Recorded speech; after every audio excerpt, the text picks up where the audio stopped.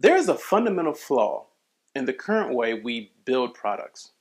Now, this flaw shows up in a ton of different ways, but today I want to show you first by example of how one company really got it wrong.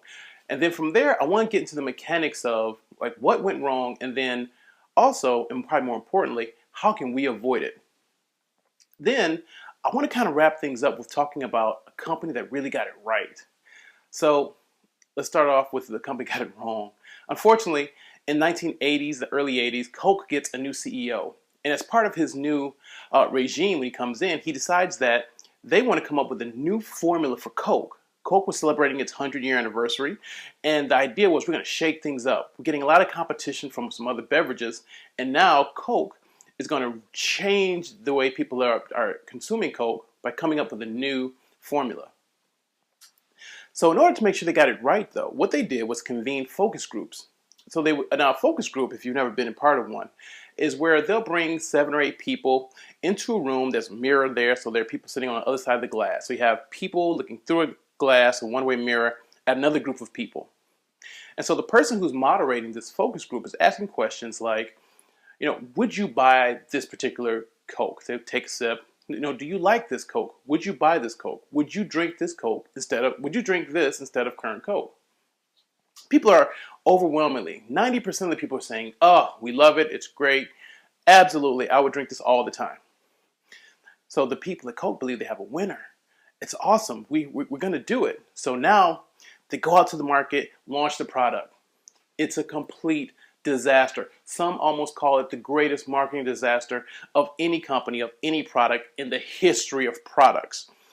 In like 4 or 5 months, Coke has to, with their tail between their legs, pull the Coke off the shelf and bring back Coke Classic. And then relabel this new version as Coke 2. And it's just a huge problem. They spent $4 million on that marketing research. They have $30 million in unused product they can't sell because people aren't buying the new Coke. Things are terrible. It's a disaster.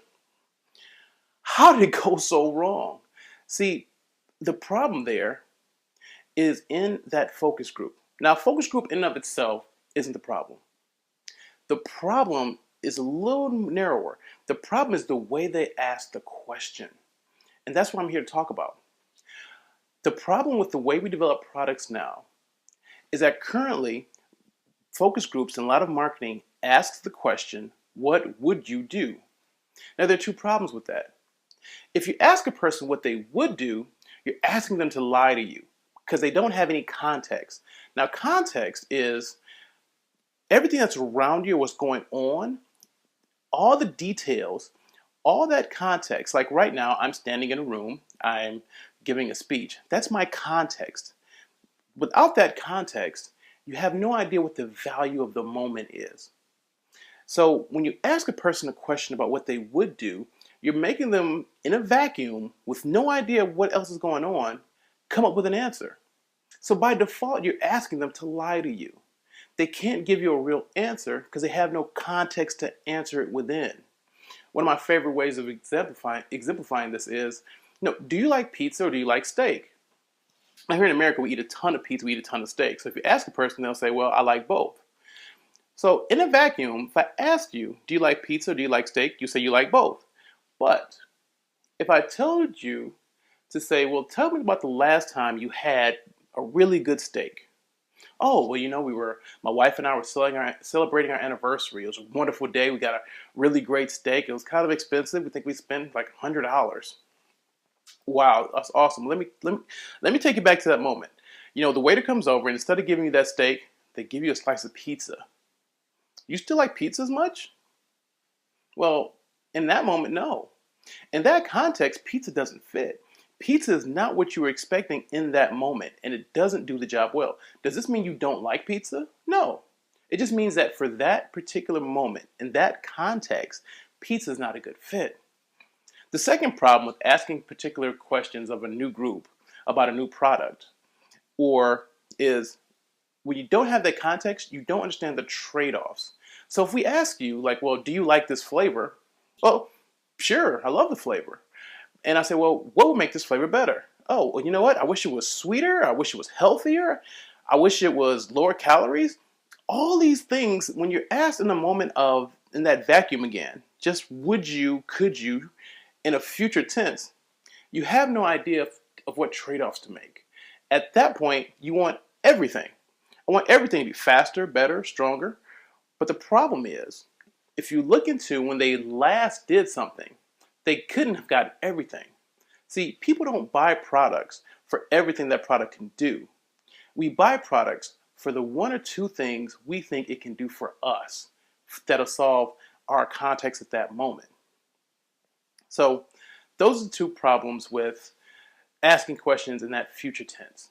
You get no context and you get no trade-offs. So what can we do? Well, clearly the answer is simple, right?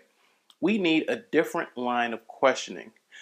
Now, it's my belief that if you've taken this class, you made it through 9 weeks, you have a goal. You plan on doing something. Either you're going to go start a company, either you're going to, make your current career even better, or you're looking to, you're going into the job field for the first time.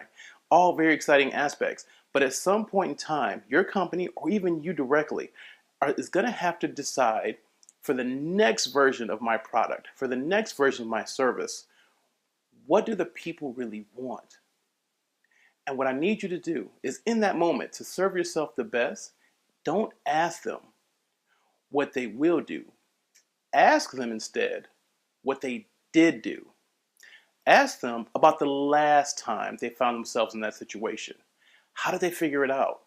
What were the trade-offs they made? So this is where Coke what Coke could have done to help themselves out. Instead of asking, do you like this Coke? Ask them, tell me about the last time you were going to have a Pepsi instead of a Coke. What was going on? Why did you change? Because see, the CEO said years later that he was getting tons of letters from people. And you know what the biggest complaint was?